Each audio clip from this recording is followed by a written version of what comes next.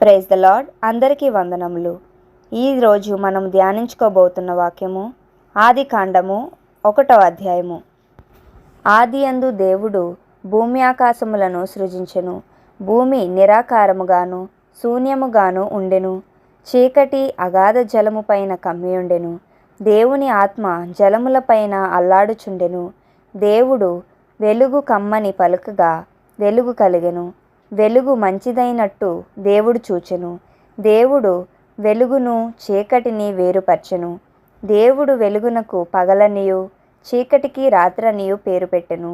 అస్తమయమును ఉదయమును కలుగగా ఒక దినమాయెను. మరియు దేవుడు జలముల మధ్య నొక విశాలత కలిగి ఆ జలములను ఈ జలములను వేరుపరచును గాకని పలికెను. దేవుడు ఆ విశాలము చేసి విశాలము కింద జలములను విశాలము మీది జలములను వేరుపరచగా ఆ ప్రకారమాయెను. దేవుడు ఆ విశాలమునకు ఆకాశమని పేరు పెట్టెను. అస్తమయమును ఉదయమును కలుగగా రెండవ దినమాయెను. దేవుడు ఆకాశము కిందనున్న జలము లొకచోటనే కూర్చబడి ఆరిన నేల కనబడును గాకని పలుకగా ఆ ప్రకారమాయెను. దేవుడు ఆరిన నేలకు భూమి అని పేరు పెట్టెను. జలరాశికి ఆయన సముద్రములని పేరు పెట్టెను. అది మంచిదని దేవుడు చూచెను.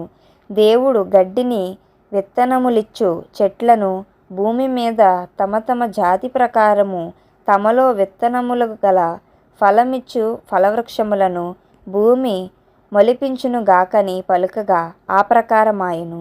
భూమి గడ్డిని తమ తమ జాతి ప్రకారము విత్తనములిచ్చు చెట్లను తమ తమ జాతి ప్రకారము తమలో విత్తనములు గల ఫలవృక్షములను మొలిపింపగా అది మంచిదని దేవుడు చూచెను. అస్తమయమును ఉదయమును కలగగా మూడవ దినమాయెను. దేవుడు పగటిని రాత్రిని వేరుపరచునట్లు ఆకాశ విశాలమందు జ్యోతులు కలుగును గాకనియు అవి సూచనలను కాలములను దిన సంవత్సరములను సూచించుటకై ఇండుగాకనియు భూమి మీద వెలుగిచ్చుటకు అవి ఆకాశ విశాలమందు జ్యోతులై యుండుగాకనియు పలికెను. ఆ ప్రకారమాయెను. దేవుడు ఆ రెండు గొప్ప జ్యోతులను అనగా పగటిని ఏలుటకు పెద్ద జ్యోతిని రాత్రిని ఏలుటకు చిన్న జ్యోతిని నక్షత్రములను చేసెను. భూమి మీద వెలిగిచ్చుటకును పగటిని రాత్రిని ఏలుటకును వెలుగును చీకటిని వేరుపరచుటకును దేవుడు ఆకాశ విశాలమందు వాటి నుంచెను. అది మంచిదని దేవుడు చూచెను. అస్తమయము ఉదయమును కలుగగా నాలుగవ దినమాయెను.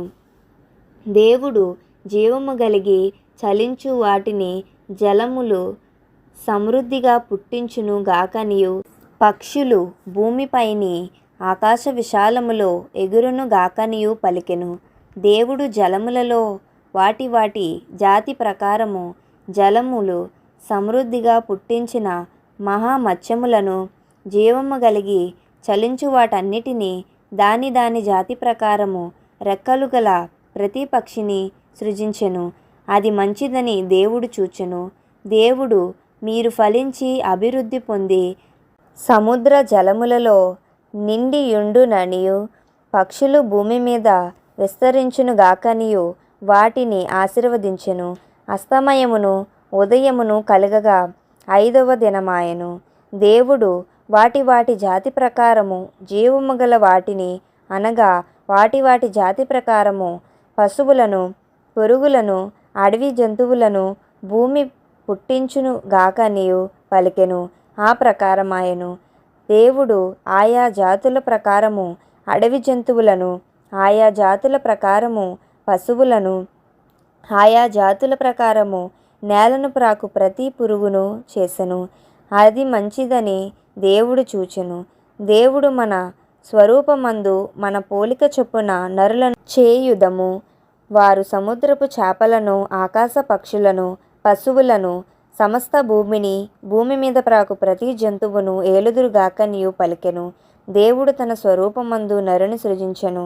దేవుని స్వరూపమందు వాని సృజించెను. స్త్రీనిగాను పురుషునిగాను వానిని సృజించెను. దేవుడు వారిని ఆశీర్వదించెను. ఎట్లనగా మీరు ఫలించి అభివృద్ధి పొంది విస్తరించి భూమిని నిండించి దానిని లోపరుచుకొనుడి.